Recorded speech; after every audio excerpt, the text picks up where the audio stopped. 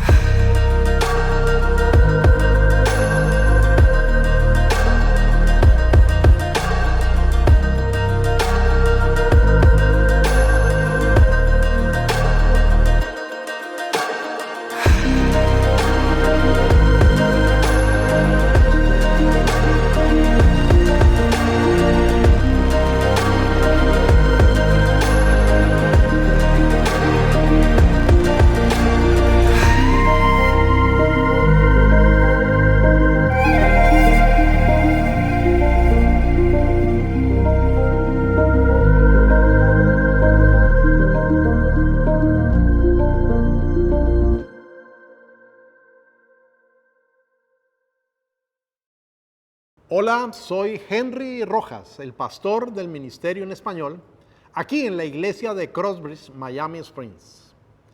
Acompáñame en este tercer sermón de nuestra serie que está basada en la carta a los tesalonicenses. Yo creo que a casi todos nos ha ocurrido que hemos pasado por ocasiones difíciles, circunstancias no agradables que en su momento hubiéramos querido no tener que vivir. Pero pasada la tormenta, en lugar de habernos destruido, nos dio una enseñanza y nos dejó un poco más fuertes, un poco más firmes para enfrentar cualquier dificultad de manera general.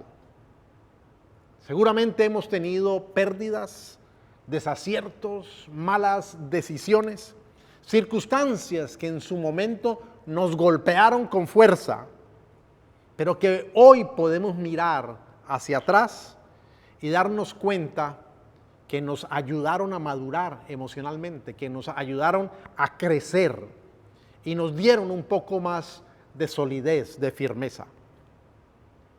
Por ejemplo, leyendo aquí la carta a los tesalonicenses, sabemos que el apóstol Pablo permaneció muy poco tiempo en la ciudad de Tesalónica y que eso le preocupó a causa de la persecución y la oposición que había allí en ese momento.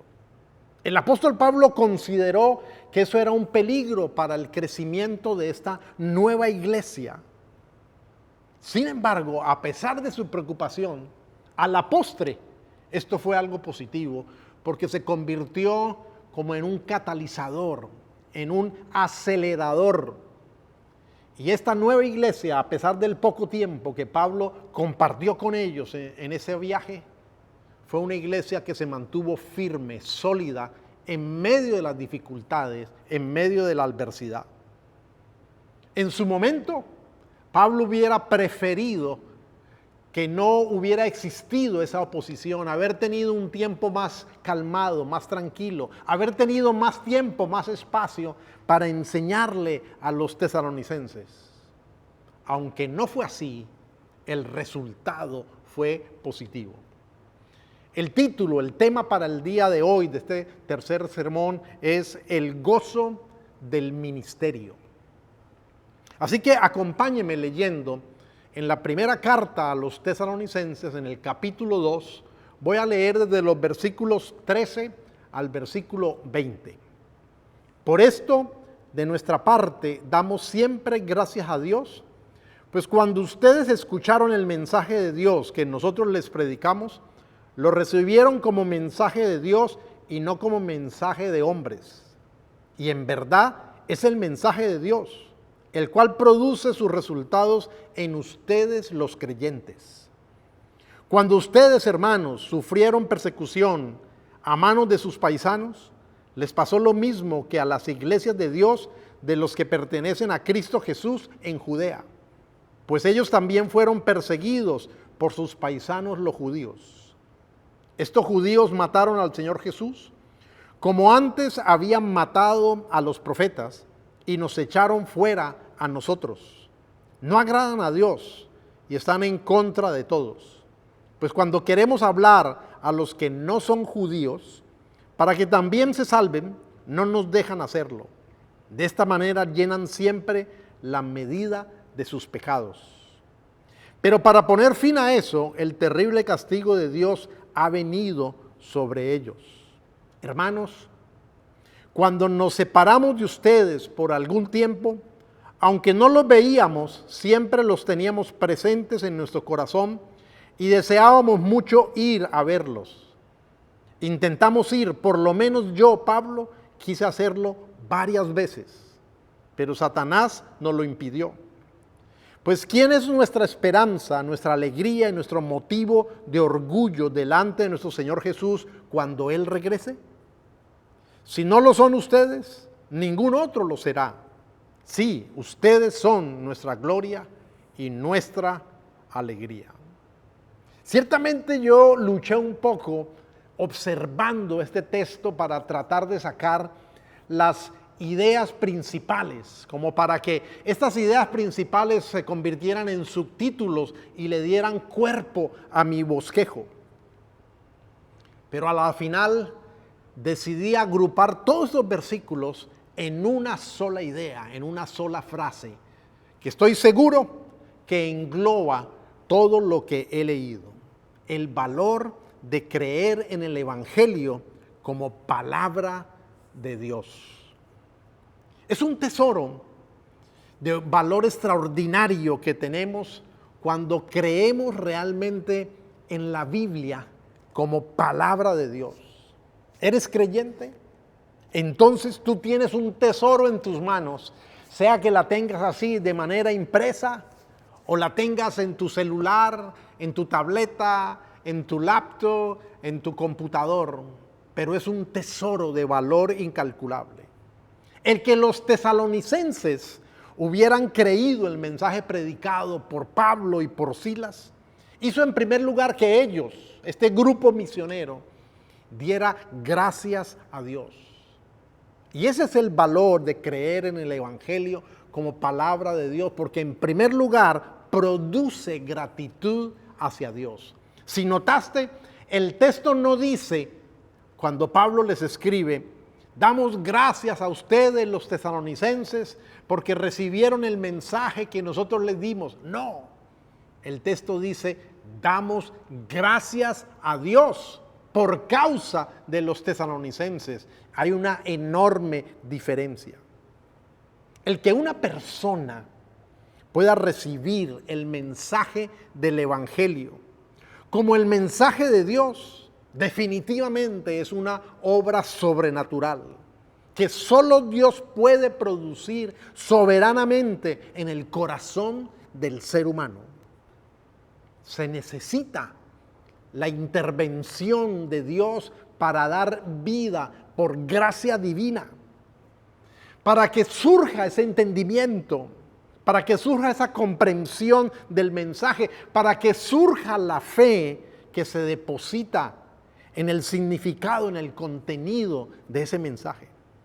Ahora, muchas personas culturalmente pueden decir que creen que la Biblia es palabra de Dios, pero sin embargo nunca la leen, porque genuinamente no han creído. No se ha producido en ellos de manera soberana, por decisión de Dios, ese nuevo nacer. No ha surgido esa fe genuina, que es el resultado de ese poder de Dios, de esa obra de gracia y de misericordia de Dios.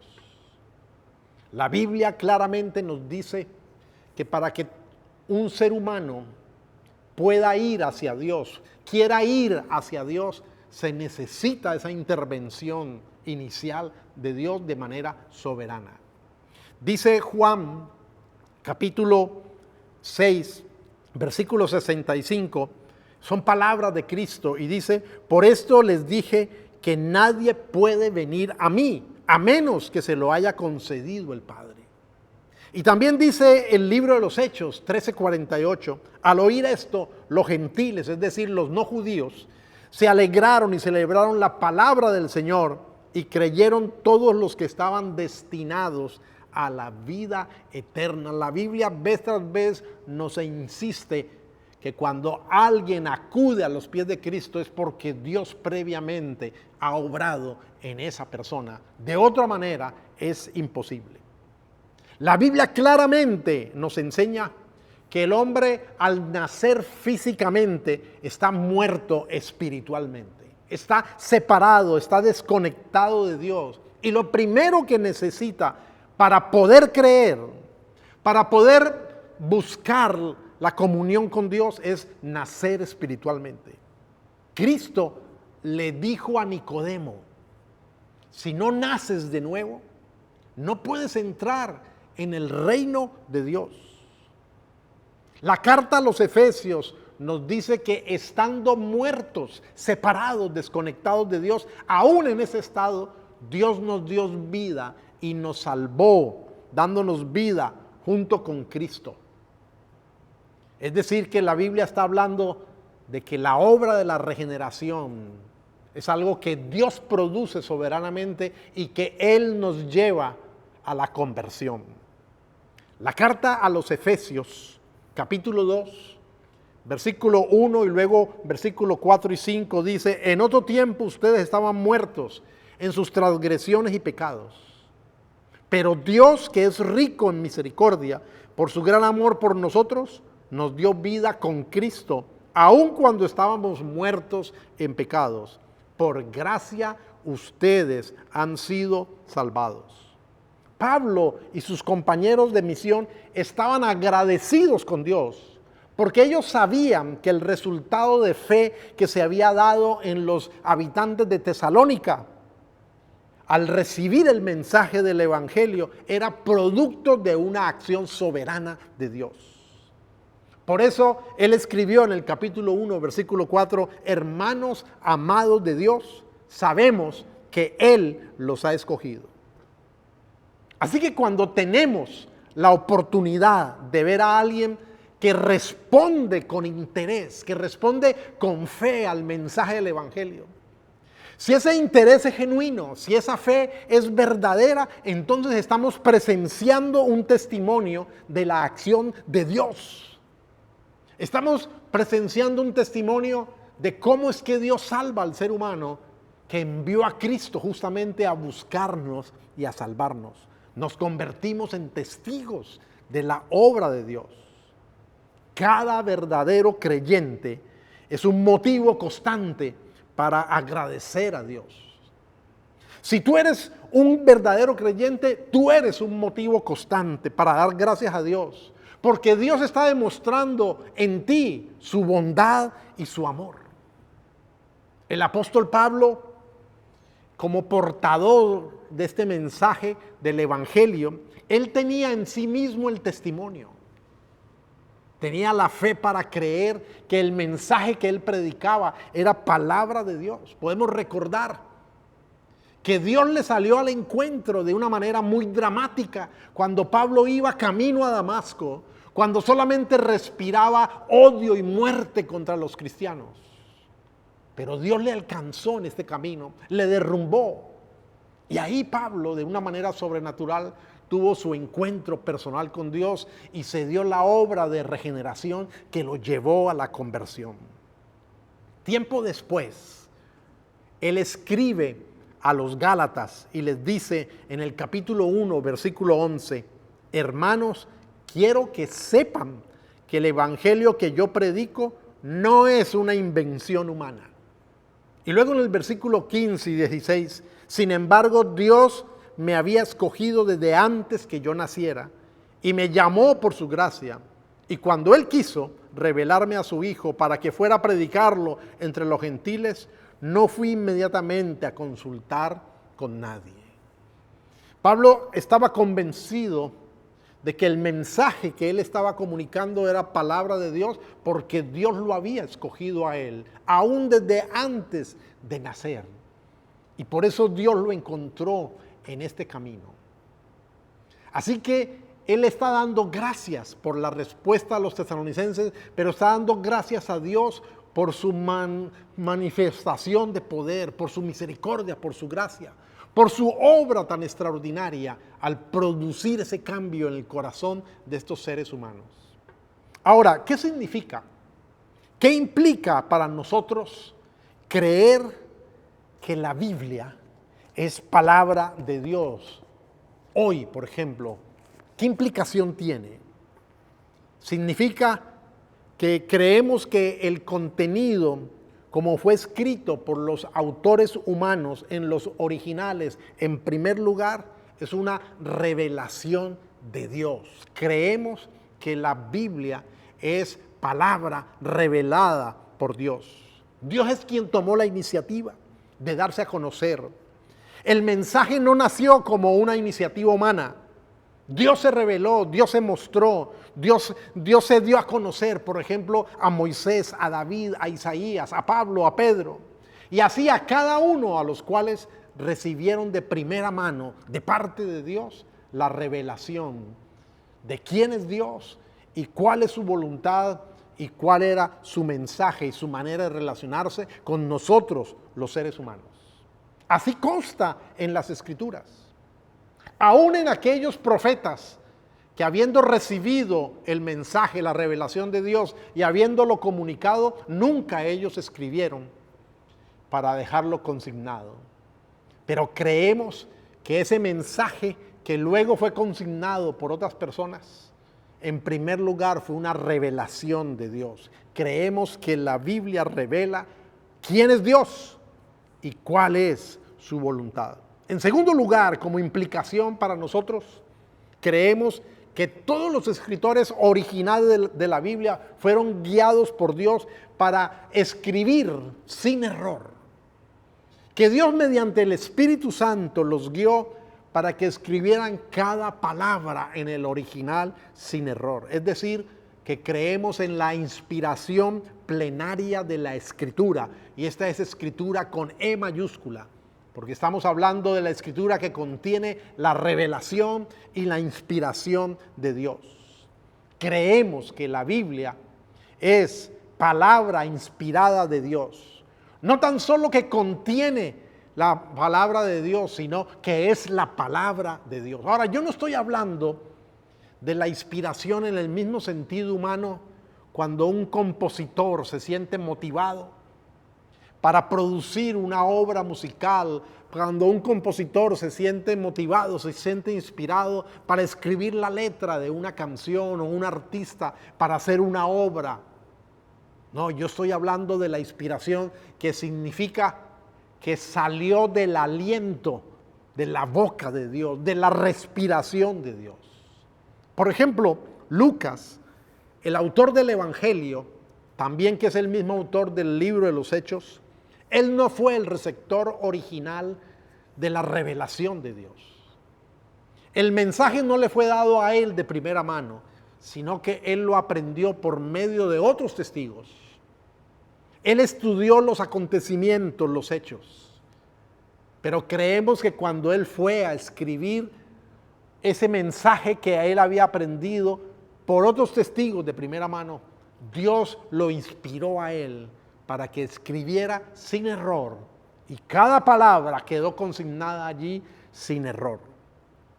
Fue inspirado por Dios, porque la Biblia no contiene, sino que es la palabra de Dios salida del aliento de la respiración de Dios. En tercer lugar, como implicación para nosotros, creer que el Evangelio es palabra de Dios significa que creemos que el estudio y la comprensión del contenido y del significado del mensaje de la Biblia necesita la dirección de Dios en la mente del creyente. A eso se le llama iluminación. Y creemos que podemos ser iluminados solamente en aquello que fue revelado e inspirado por Dios. Y allí podemos ser iluminados, podemos ser enseñados para conocer la palabra de Dios y conocer al Dios verdadero. Creemos que las traducciones de la Biblia demandan un profundo conocimiento de los idiomas originales en que se escribió la Biblia. Creemos que es muy importante usar las herramientas de las cuales disponemos hoy en día para consultar el significado de las palabras en los idiomas originales de la Biblia. Creemos que Dios nos habla por medio de su palabra. Y obviamente, al leerla y al estudiarla, hay que tener en cuenta su contexto, tanto su contexto gramatical, su contexto cultural, como su contexto sociopolítico. Creemos que Dios se relaciona con nosotros de una manera viva y real por medio de su palabra. Esa es la implicación de creer que el Evangelio comunicado por los apóstoles es palabra de Dios. Creemos lo que dice Segunda de Timoteo, capítulo 3, versículos 16 y 17. Toda la escritura es inspirada por Dios y útil para enseñar, para reprender, para corregir y para instruir en la justicia, a fin de que el siervo de Dios esté enteramente capacitado para toda buena obra. El valor de creer en el Evangelio como palabra de Dios, en segundo lugar, en estos textos que leí inicialmente, significa que podemos ver que la persecución y las dificultades son parte normal de la vida del creyente. Pablo les dice eso a los tesalonicenses. Pablo les está diciendo que la persecución que ellos han experimentado por sus propios compatriotas, que esta versión llama paisanos, no es algo nuevo, es lo mismo que ya había sucedido para los creyentes de la región de Judea. Es normal que al creer en la Biblia como palabra de Dios, al procurar que nuestra vida esté ajustada a ella, sea moldeada y definida por su enseñanza, algunas amistades, algunos familiares, algunas personas relacionadas ya no encuentren nuestra manera de vivir tan atractiva. Es normal que algunos de ellos se burlen, que otros se alejen, que otros se enojen y se opongan. Es normal que aquellos que no entienden el mensaje del Evangelio se ofendan por sus enseñanzas. Y algunos lo vean como algo sin importancia y otros lo vean como algo dañino y perjudicial. La misma Escritura nos lo advierte. En la segunda carta a los Corintios, capítulo 2, verso 14, Pablo le escribió a estos creyentes y les dijo: el que no tiene el Espíritu no acepta lo que procede del Espíritu de Dios, pues para él es locura, no puede entenderlo porque hay que discernirlo espiritualmente. También en la primera de Corintios 1:23 dice: pero nosotros predicamos a Cristo crucificado, para los judíos ciertamente tropezadero, y para los gentiles locura. Significa que hay un precio por ser creyente.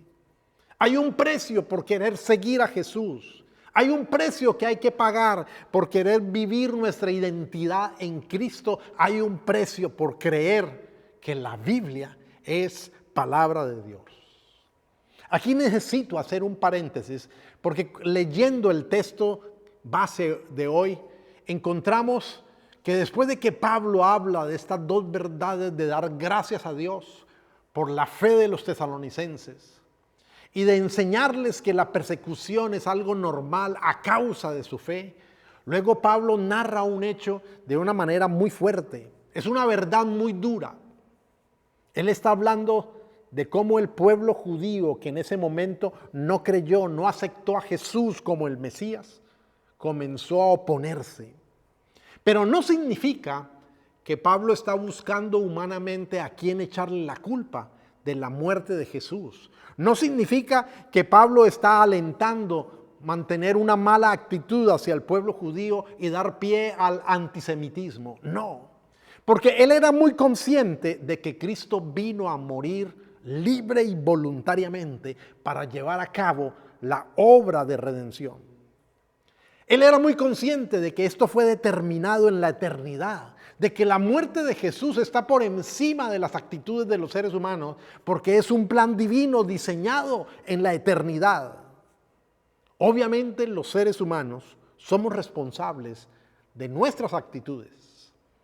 Todos los seres humanos somos responsables de nuestra actitud ante Cristo y todos daremos cuenta de ella delante de Dios. Y todos aquellos que han rechazado a Jesús y aquellos que en su momento desearon que Él muriera, son responsables de esa actitud.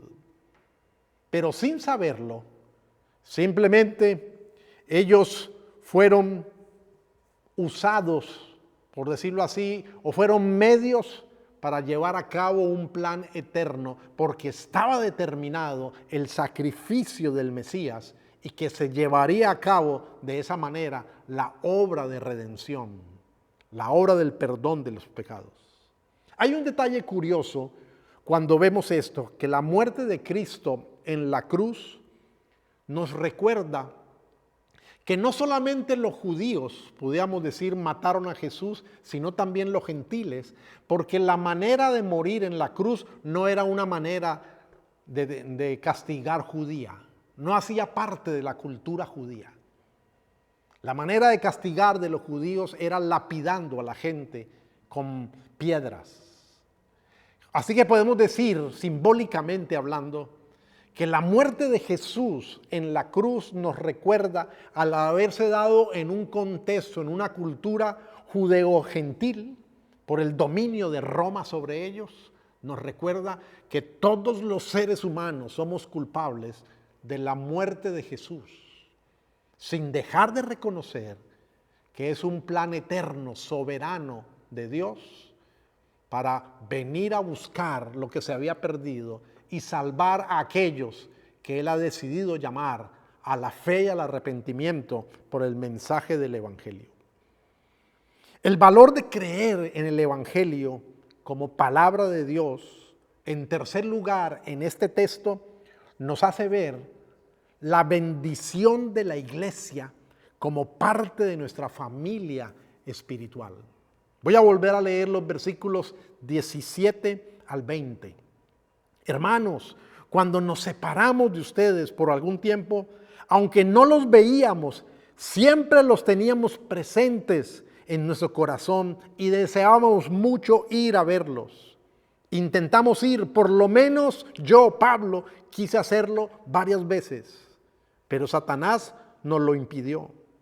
Pues ¿quién es en nuestra esperanza, nuestra alegría y nuestro motivo de orgullo delante de nuestro Señor Jesús cuando Él regrese? Si no lo son ustedes, ningún otro lo será. Sí, ustedes son nuestra gloria y nuestra alegría. Si bien es cierto que identificarnos con Cristo en su palabra hace que paguemos un precio, también es cierto que trae grandes beneficios a nuestra vida. Y uno de ellos es el recibir y ser incluidos en una familia espiritual en la que desarrollamos lazos afectivos que son una bendición porque crean una relación de apoyo y de orientación. Hoy en día lo que más buscan las personas es sentirse acogidas, identificadas. La gente es capaz hasta de vender la verdad con tal de sentirse acogidos, aceptados.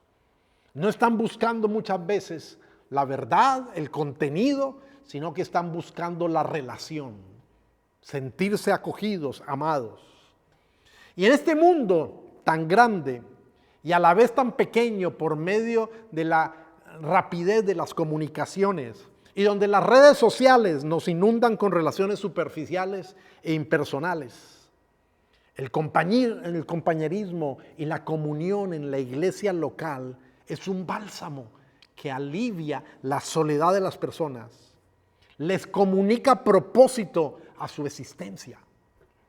Así que es un tesoro contar con toda una red de oración y de consejería, con personas que pueden estar ahí presentes en medio de nuestras necesidades, que nos están diciendo que no es necesario que pasemos solos o por medio de las dificultades, por medio de nuestros dolores.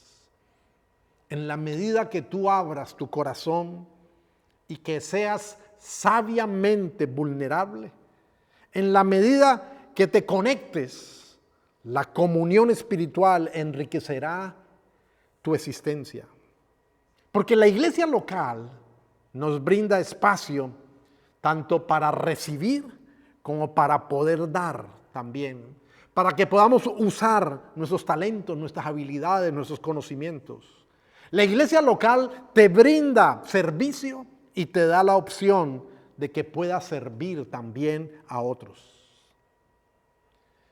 Déjame decirte esto a manera de aplicación. Si como creyente de pronto tú estás notando falta de entusiasmo, de desafío en tu vida, yo creo que es hora de considerar cómo puedes servir a Dios sirviendo a otros. El pensar en otros te va a sacar de tu círculo, de tu limitación, de tus dificultades, y te va a permitir tener empatía con las necesidades de las demás personas.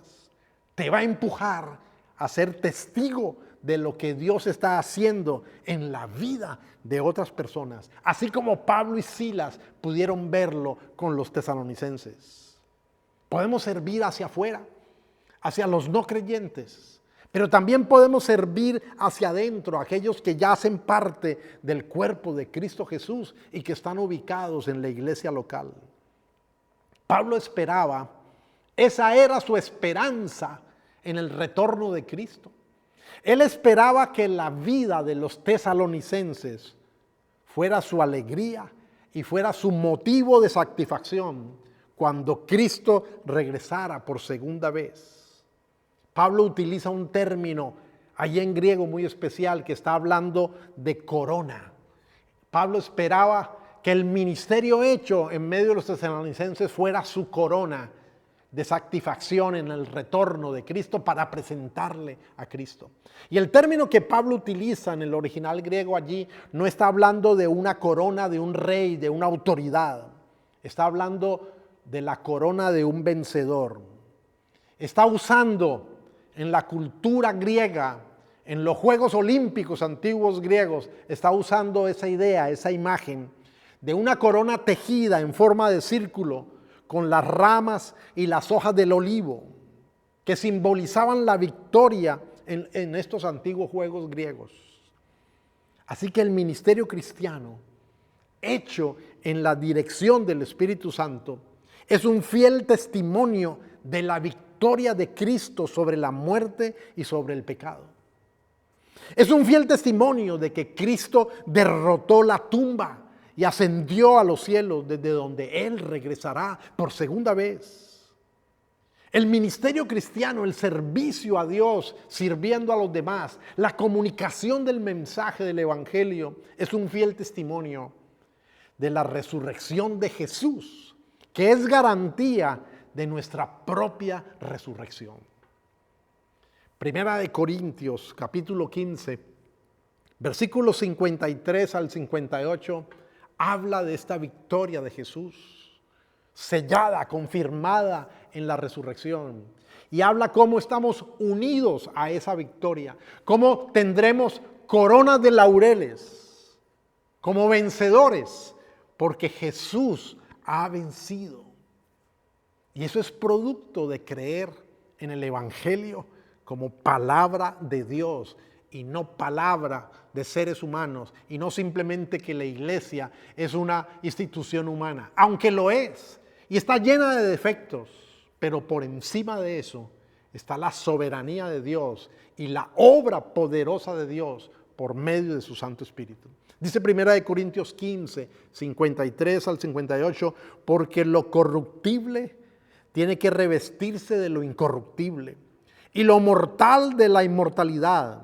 Cuando lo corruptible se revista de lo incorruptible y lo mortal de la inmortalidad, entonces se cumplirá lo que está escrito: la muerte ha sido devorada por la victoria. Pablo está usando algo que fue escrito en Isaías 25:8, cuando dice: la muerte ha sido devorada por la victoria. ¿Dónde está, oh muerte, tu victoria? ¿Dónde está, oh muerte, tu aguijón? Y allí utiliza otro escrito del Antiguo Testamento, el de Oseas 13:14.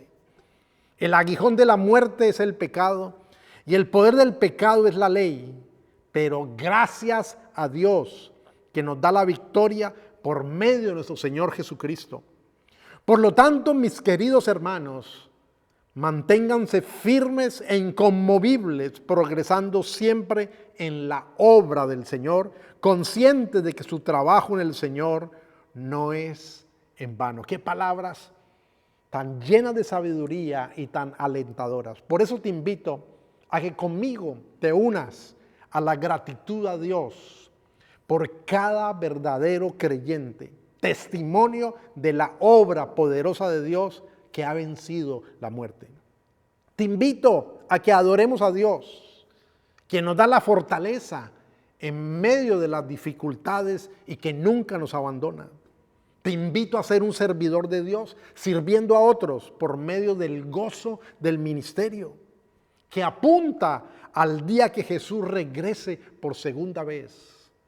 Cada capítulo de la carta a los tesalonicenses, Pablo tiene por lo menos una referencia a la segunda venida de Cristo. Todo apunta al día que Cristo venga por segunda vez. Te invito para que unidos trabajemos en la obra del ministerio para la alabanza y gloria de Dios. Acompáñame orando en este momento. Padre, gracias, porque tu palabra es viva y es eficaz.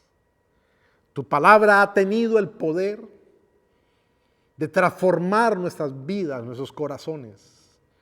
Y tu palabra sigue teniendo ese poder porque tú eres el mismo ayer, hoy y por siempre. Gracias, Señor, porque cada vez que podemos ser testigos de la vida de un verdadero cristiano, estamos siendo testigos de tu poder y de tu soberanía, que ha tocado esa vida, que ha llevado a cabo la obra de la regeneración, trayendo a la conversión y trayendo a la convicción de que tú eres el Dios verdadero, que ha revelado su palabra, que la ha inspirado y que la ha iluminado.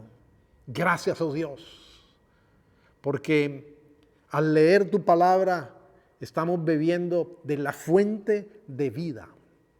Gracias, Señor, porque en medio de las dificultades, en medio de las adversidades, en medio hay veces de nuestros desaciertos, de nuestras equivocaciones, en medio de las circunstancias que no quisiéramos vivir, no estamos solos, porque tú estás siempre con nosotros y aparte de eso nos has añadido toda una familia espiritual que está acompañándonos, que está teniendo comunión con nosotros. Señor, que está orando por nosotros y que está pidiendo que tu gracia y misericordia no nos abandone. Y gracias porque tú eres un Dios fiel que no nos abandonas. Oh Dios, gracias por invitarnos a ser testigos de tu obra, a poder comunicar este glorioso mensaje, esta buena nueva de que Cristo Jesús ha vencido la tumba, ha vencido la muerte, que se levantó victorioso, que está sentado a la diestra de tu trono y que regresará por segunda vez. A ti sea toda la honra, toda la gloria y toda la exaltación. Padre, oro por aquella persona que ahora está mirando y escuchando esta reflexión sobre tu palabra y que tiene luchas, que tiene problemas, que tiene dudas, que tiene dificultades. Oro aún por aquella persona que todavía no te conoce, para que tú seas propicio y le alcances en tu misericordia y la luz de Cristo brille en su corazón y su vida sea transformada para tu honra y tu gloria. Extiende tu mano, Señor, y bendíceles. En el nombre del Padre, del Hijo, del Espíritu Santo. Amén. Quiero desearles un resto de semana muy productivo y decirles que aquí estamos. Siempre para acompañarnos nos puedes contactar, puedes escribirnos a nuestro correo electrónico, puedes venir en persona a nuestros servicios 10 de la mañana en inglés, 11:30 en español. Y con gusto te acompañaremos en este caminar con el Señor. Dios te guarde. Muchas gracias por conectarse con nosotros. Si no lo has hecho, no olvides suscribirte a nuestro canal para que no te pierdas ninguno de nuestros episodios. Compártelos con tus amigos y familiares y no olvides que puedes unirte a nosotros en persona cada domingo a las 11:30 a.m.